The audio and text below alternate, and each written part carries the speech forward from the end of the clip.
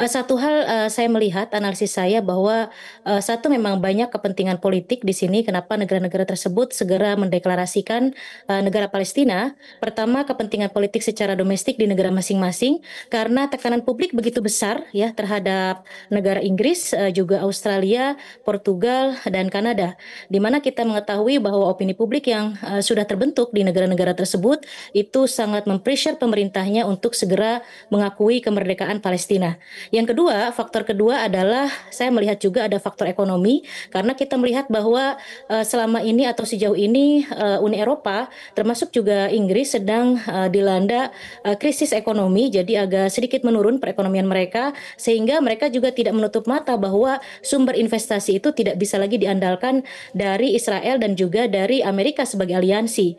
Artinya negara-negara Timur Tengah dan negara-negara Arab juga harus diperhitungkan. Sementara secara sikap politik negara-negara Arab jelas ya melakukan pressure terhadap UN misalnya negara-negara di PBB untuk segera mendeklarasikan berdirinya negara Palestina. Dan ternyata ketika kemarin Qatar diserang, Mas Anggi, ternyata itu cukup hantaman besar untuk negara-negara Arab sehingga terus melakukan lobby terhadap Uni Eropa dan termasuk juga Inggris untuk segera mengakui keberadaan negara Palestina. Kemudian faktor yang ketiga, ini tentu dalam national interest, dalam perspektif hubungan internasional, kepentingan nasional itu sangat penting, Mas Anggi. Jika dilihat bahwa Israel tidak memberikan kontribusi terhadap kepentingan politik dan juga ekonomi mereka, maka akan ada langkah lain atau jalan lain untuk menyelesaikan kepentingan nasional interest atau kepentingan negara masing-masing. Artinya ketika ada bargaining position antara negara Arab dengan Uni Eropa ya sudah akhirnya Uni Eropa kemudian juga Inggris, Portugal, Australia fair saja begitu ya realistis harus segera mendeklarasikan negara Palestina. Kemudian saya pikir bahwa konflik ini harus diselesaikan dengan two state solution. Tidak ada cara lain jika Inggris misalnya kemudian negara Australia, Kanada yang selama ini berafiliasi dengan Israel, tapi ternyata diam dengan melihat genosida yang terjadi di Palestina ini tidak baik untuk kepentingan global mereka. Akhirnya hari ini kita rakyat Indonesia, saya pikir seluruh rakyat dunia merasa happy ya, merasa bahagia. Akhirnya mereka cukup punya keberanian tanpa Amerika mendeklarasikan membentuk negara Palestina terpisah dari Israel menjadi two state solution. Kemudian yang cukup membahagiakan juga Perdana Menteri Inggris sangat jelas ya membatasi teritori antara Palestina dengan Israel. Misalnya Oke, West Bank, Gaza itu masuk ke dalam Palestina yang ini membuat Netanyahu sangat marah sekali, Mas Anggi. baik. Mbak Tia, apakah solusi dua negara ini masih dianggap adil dan juga realistis? Karena mengingat batas-batas wilayah Palestina dan Israel juga menyusut ya akibat pencaplokan oleh Israel begitu. Bagaimana pandangan Anda terhadap keadilan dari solusi ini? Itu paling realistis karena kalau misalnya salah satu saja negara Palestina ini tadi cukup serangan banyak juga ya di Ya. medsos saya begitu ya terutama di X begitu. Kenapa harus menyatakan two state solution? Saya punya beberapa reason. Pertama, kita juga secara foreign policy Kementerian Luar Negeri kita Indonesia dari sejak zaman dulu sampai hari ini konsisten untuk two state solution. Jadi dua negara berdampingan hidup secara damai. Yang kedua, kalau misalnya salah satu negara, Israel saja atau Palestina saja itu tidak mungkin.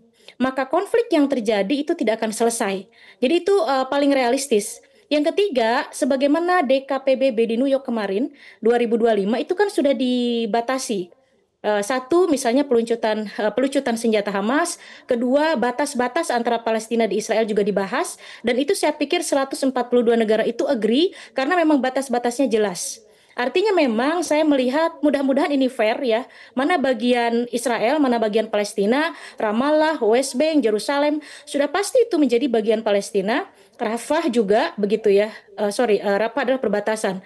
Kemudian ada Jaffa, ada Kibbutz, ada Tel Aviv itu bagian daripada Israel. Jadi Oslo 2 yang membatasi wilayah A, B, C itu harus dikelirkan kembali.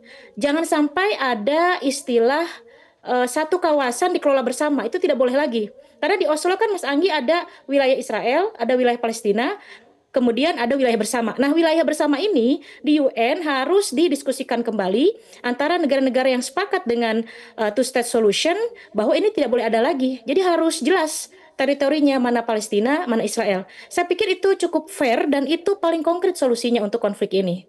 Oke, karena nanti ketika sudah diakui dua negara ini, maka hak-hak dari Palestina juga sudah terjaga secara internasional, begitu ya Mbak Tia ya? Mbak Tia, ya. Tidak boleh lagi Israel semena-mena lagi di kawasan Palestina begitu. Oke, Mbak Tia, ini kan saya melihat kemarin ada Kanada, kemudian Inggris. Ini dua negara G7 yang kemudian ikut mendukung Palestina begitu ya. Sebenarnya implikasinya terhadap G7 dan juga Amerika itu apa? Apakah ini ngaruh sama Amerika? Karena tetap saja Amerika seperti kemarin bisa memveto, kemudian tetap saja dia mendukung dengan aksi-aksi yang dilakukan oleh Israel itu sendiri. Kita lihat ya, sekuat apa Trump. Sebetulnya kalau di Partai Demokrat, Mas Anggi, itu wacana two-state solution itu sudah ada. Sudah setuju Amerika di bawah Partai Demokrat ya. Tapi kan saat ini yang berkuasa itu adalah dari Republik. Yaitu Trump yang memang dikenal Republik ini dan juga presidennya sangat keras terhadap Palestina. Jadi artinya kita lihat saja apakah ini memberikan efek bahwa Uni Eropa plus Inggris itu sudah mengakui kedaulatan negara Palestina. Bahkan semua sekutunya ya, Australia juga, kemudian Portugal juga, Spanyol, hampir semua sekutu Amerika Serikat sudah tidak bersama Amerika lagi. Artinya kita melihat sekuat apa Amerika berdiri sendiri dengan vetonya begitu. Apakah ini akan cukup berhasil dan bagaimana yang akan dilakukan oleh Israel? Karena saya pikir di bawah rezim Netanyahu ini Israel tidak akan diam dengan deklarasi ini. Maka saya pikir dengan keputusan negara-negara Barat ya, termasuk juga Inggris di dalamnya, ini bukan keputusan sesaat, bukan gerasa-gerusu. Mereka sudah memikirkan bargaining position dengan negara-negara Arab misalnya, dengan negara-negara yang vote terhadap berdirinya negara Palestina. Efek keuntungan dan kerugiannya sudah mereka pikirkan secara betul. Lobby yang sudah dilakukan juga cukup panjang. Saya pikir ini mudah-mudahan Mas Anggi akan bermuara kepada perdamaian dan berhenti penderitaan masyarakat Gaza begitu. Kita lihat Oke, sekuat apa Amerika ya, karena teman-temannya sudah tidak ada begitu. Aliansinya oke. sudah mulai lepas satu-satu. Bahkan ketika kemarin Qatar diserang, Qatar sudah bersumpah itu akan melakukan pembalasan tapi tidak dengan senjata. Kita lihat bagaimana statement Qatar itu dengan tidak senjata maksudnya apa? Karena secara ekonomi negara-negara Arab termasuk Saudi Arabia itu melakukan jasa finance dari Inggris. Mereka kuat secara hubungan bilateral di bidang ekonominya. Artinya memang saya melihat ini juga merupakan keberhasilan atau lobby dari negara Arab terhadap negara-negara Uni Eropa dan juga Inggris. Demikian Mas Oke. Anggi. Mbak Tia, yang paling dekat sekarang adalah ada agenda sidang umum PBB, begitu ya. Apa yang bisa Ya. kita harapkan Mbak dari sidang umum PBB ini kepada kemerdekaan Palestina dan juga peluang Palestina bisa mendapatkan keanggotaan penuh di PBB? Sebetulnya kemarin kan sudah ada ya, poin-poinnya sudah jelas dari mulai pelucutan senjata, kemudian batas teritori, kemudian penarikan pasukan Israel dari Gaza, kemudian ceasefire dalam waktu dekat, kemudian pembentukan negara Palestina, berdirinya embassy atau duta besar di beberapa negara yang sudah mengakui, itu sudah jelas. Tinggal ini direalisasikan. Hanya saja kemarin kan gagal veto lagi Amerika. Nah, kita harus Betul. memahami seberapa kuat veto Amerika ini dan apa solusinya, karena kalau terus dilakukan veto kembali ke zero lagi ini tidak akan selesai begitu. Dan tidak ada solusinya selain two state solution. Makanya kenapa kita konsisten sebagai Kementerian Luar Negeri dari Indonesia, bagaimana foreign policy kita kepada Palestina itu two state solution karena itu yang paling mungkin. Misalnya ada yang teriak di medsos ya, ada juga yang mengkritisi saya kenapa harus two state solution? Kenapa tidak Palestina saja begitu? Itu kan tanah Palestina. Tidak akan selesai. Yang ada Palestina habis, masyarakatnya di genocide, dibunuh secara brutal, kemudian wilayahnya semua menjadi milik Israel. Jadi memang ini adalah deklarasi ini merupakan kebahagiaan kita bersama untuk menyelesaikan konflik, untuk menyelesaikan persoalan politik dan untuk membungkam ambisinya Likud dan Netanyahu CS Zionis ini begitu ya. Jadi itu tidak ada lagi cara lain begitu.